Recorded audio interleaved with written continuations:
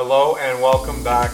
My name is Brennan Jones. As always, this is Jones for Flavor, and today I'm going to go over how to make the best chicken on the barbecue that you can, or anywhere. You know, it can be in your oven too. If you got a sous vide it. I'm going to go over how to make a spatchcock chicken. You can do this for turkey or any kind of poultry. Spatchcocking means you take out the spine of the chicken so that way it lays flat and it cooks more evenly. I'm going to brine this chicken overnight and I'm going to blanch it so that way I can get a crispier skin in the end. We're going to be barbecuing it over an open flame, and it's going to be an open flame smoke flavor, not a smoldering smoke flavor like with charcoal. Trust me, this is how you're going to want to cook your chicken from now on, whether it's in the oven or if it's on the barbecue, which you know me, it's going to be on the barbecue. Anyways, let's get started. We're going to be starting off with this soon-to-be very delicious, juicy chicken.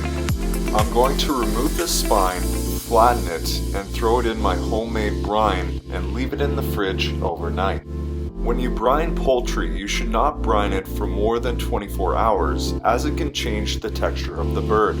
The salt in the brine both seasons the bird and helps it retain moisture. To remove the spine, I recommend using a good pair of kitchen shears. If you don't have a pair, then using a sharp knife will do just fine. You're going to want to be careful when using a knife this way, as you could injure yourself. Lift the bird up with the tail facing yourself and cut downward on both sides of the spine. Once the spine is removed, take your knife and hack the middle of the bird in order to fully flatten it. I'll flip it over, arrange it in the position I want, and then push down on the front of the chest. Once you feel it flattened, you can either toss the spine or use it for a great chicken stock in the future.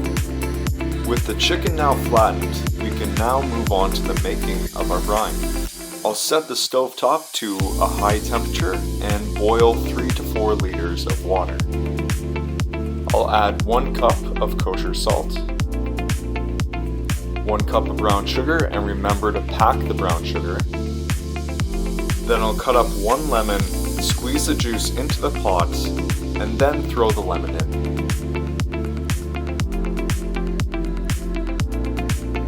And then I'll do the same thing for 1 whole orange. Next, I'll add in my fresh herbs, which include sage, rosemary, and thyme.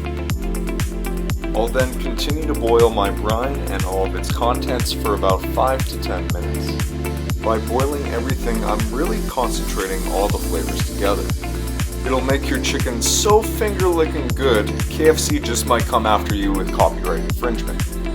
Once finished, remove from the heat and let it cool down to room temperature. Make sure the liquid is cool to the touch, otherwise once you put your chicken in, it could start cooking it. When letting your chicken go for a swim, make sure it's fully submerged or put a weight on top of it to keep it down. Time to let it sit in the fridge overnight. A day has passed, I'll take the chicken out and wash any excess brine off the chicken.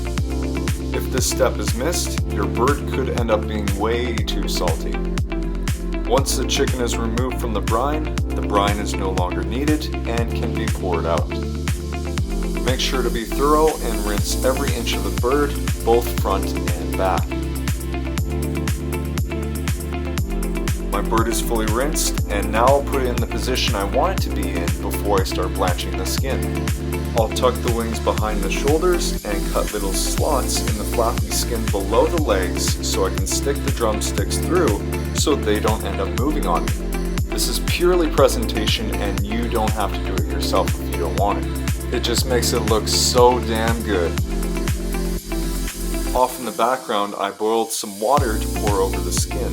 This will tighten up the skin by breaking down the proteins, giving me a thinner, crispier skin in the end. Once fully blanched, I'll transfer the chicken off my rack onto another rack to set up in my fridge for 1 more day. I'm going to leave it uncovered so the air can circulate around the skin and completely dry it out. With that all done, let's start grilling.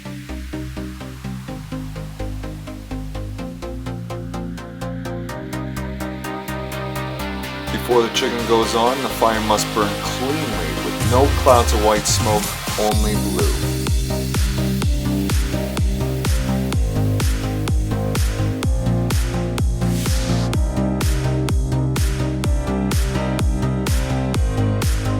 With an average temperature of 325 degrees, I'll be cooking this chicken to 160 degrees Fahrenheit.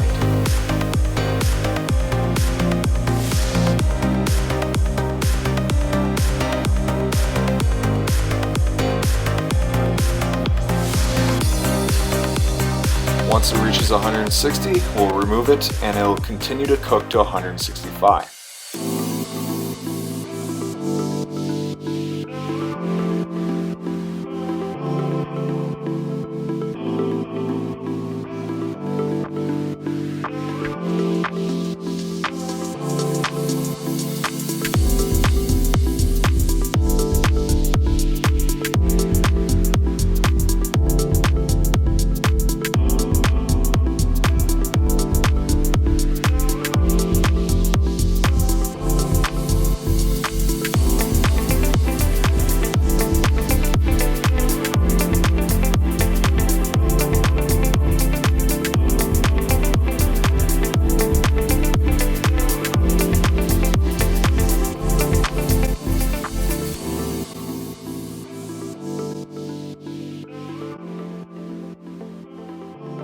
After about an hour and a half, we are done, and as you can see, it was hard to keep all the juice inside of the chicken. It's so juicy.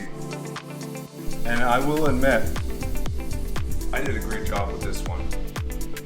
And we have, I don't know if you can see it in the camera, but there's a nice pink smoke ring on the chicken from our smoke. And that is a good telltale sign of how good this is going to be.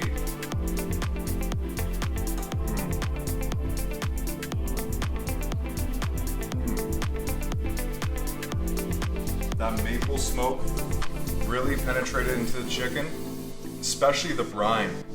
By leaving this chicken in the brine overnight, a lot of that moisture got soaked into the muscle, and in the end, we just have a beautiful, delicious, moist chicken.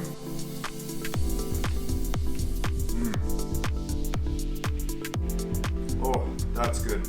I don't even have to try the dark meat to know that it's good, but I will, just for you guys.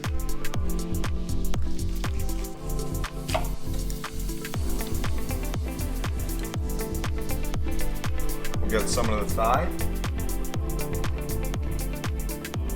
Oh, even better than the chicken breast. And when I blanched the skin and left it in the fridge overnight, in the end we got a nice brown skin on the chicken. And if you hear my knife rub across it, it's nice and a little crispy. Okay, it's about time I wrap this video up. So thank you for watching. Please subscribe, like this video, and leave a comment down below for any future suggestions. I'll see you in the next one.